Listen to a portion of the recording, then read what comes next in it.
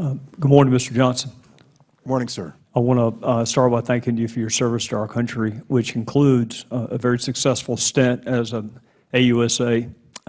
So you will recognize some of my questions as being leading questions. They are not leading from the standpoint of I'm trying to trick you, is more in the interest of time. So if I say something you disagree with, interrupt me, stop me. It's just in the interest of time. I want to see if we can get some things out of the way that we all agree on. Russia has a history of cyber attacks against our country. Is that true? Yes. In the parlance of our former jobs, Russia would be considered a career offender as it comes to seeking to undermine the foundations of our republic. They are constantly trying to attack the foundations and firmament of our republic. Is that fair? I think that's a fair statement. All right, so they're a career offender. They have a history of cyber attacks on our country. We suspected before the November election. Sir? As do others, by the way. Yes, sir. It is. It's not just them, but for purposes of this morning, I want to focus on Russia. We suspected before the November elections that they might attack our voting infrastructure. Is that fair to say? Yes. In fact, you warned that they were going to do so. I was very concerned that they would do so, which is why I kept issuing all these public statements. Yes, sir. All right. At the time you separated from service in January of 2017, you have seen no evidence that the Russians were successful at changing voter tallies or voter totals. Correct. At the time you separated from service in January of 2017, had you seen any evidence that Donald Trump or any member of his campaign colluded, conspired, or coordinated with the Russians or anyone else to infiltrate or impact our voter infrastructure? Not beyond what has been out there open source, and not beyond anything that I'm sure this committee has already seen and heard before directly from the intelligence community. So the only thing I'd have on that is derivative of what the intelligence community has and the law enforcement community.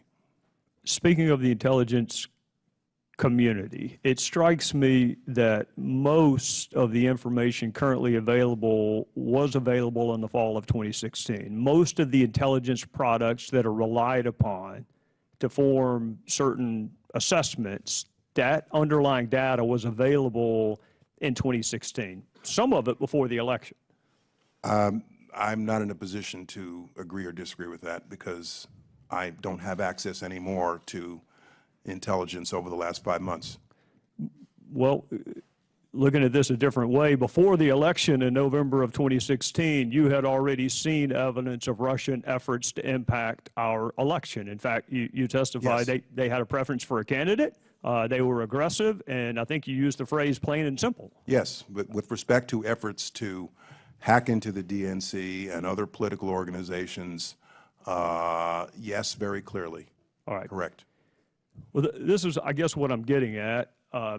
They're a career offender when it comes to attacking the foundations of our republic. They have a history of cyber attacks on our country. You warned before the elections that they may attack our voting infrastructure.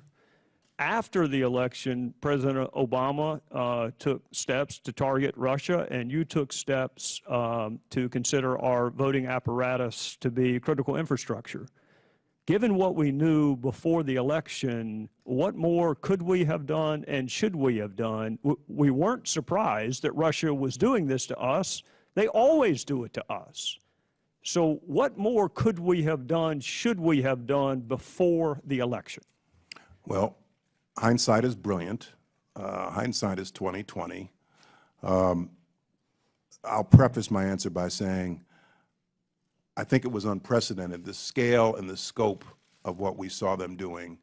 And there had very clearly been intrusions before by a number of state actors, as I'm sure you're aware.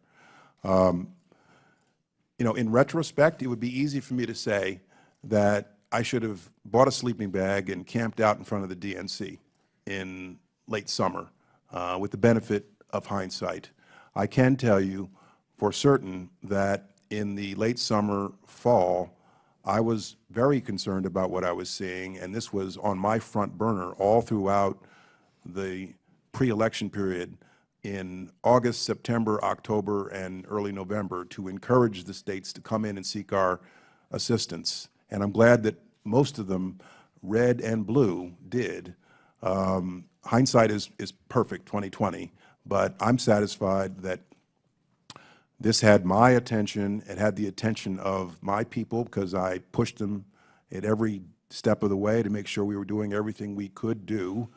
But obviously there are lessons learned from this experience, and for the future there's probably more we can and should do. For the states, if I remember correctly, you had a conference call or otherwise communicated with the states to offer them your assistance prior to the election. Correct. And if I remember your testimony correctly, their response vacillated between neutral and opposed. Correct. Well, it was to the issue of designating them as critical infrastructure. Okay. Correct. Do you know, without naming the states, whether any of the states most vocally opposed to that designation were in fact impacted by Russian efforts?